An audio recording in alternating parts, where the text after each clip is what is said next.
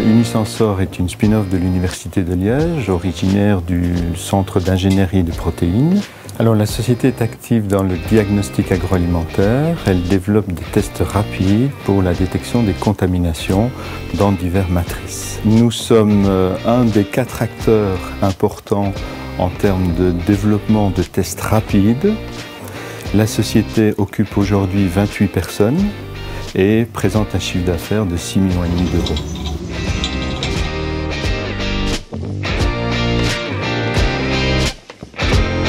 Nous devons sans cesse être compétitifs, sans cesse offrir un petit peu plus à nos clients. Et donc, à ce titre-là, nous devons être très attentifs et pouvoir développer des produits qui sont à la hauteur.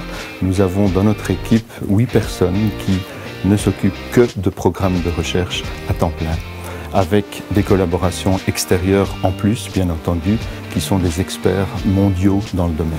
C'est très important pour nous pour diverses raisons et nous avons participé à 2 programmes de recherche européens.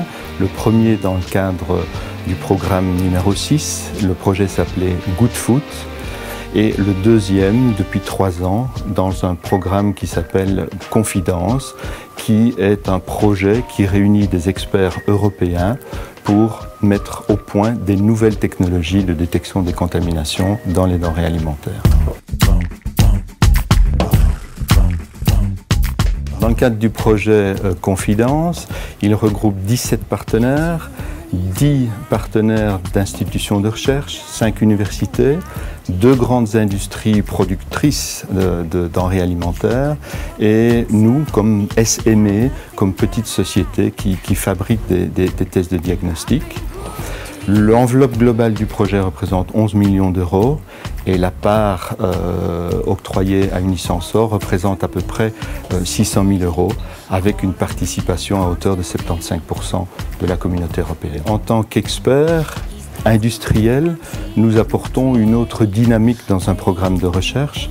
Nous pouvons valider que le marché a un réel besoin des objectifs et des produits qui sont développés et nous pouvons par ailleurs aussi nous assurer que les produits que nous développons ne répondent pas uniquement aux performances imposées par les directives européennes, mais répondent aussi à des nécessités pratiques, des nécessités de prix qui font que le produit sera réellement utilisé par les différents opérateurs.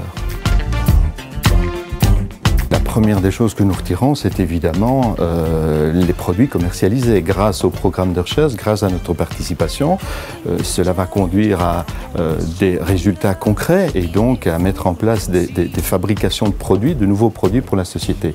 Donc c'est vraiment un plus pour la société. Nous sommes à 3 niveaux partenaires du programme européen pour les antibiotiques, mais c'est une matière que nous connaissons bien. Donc là, nous avons plutôt apporté des éléments en tant qu'experts dans le projet.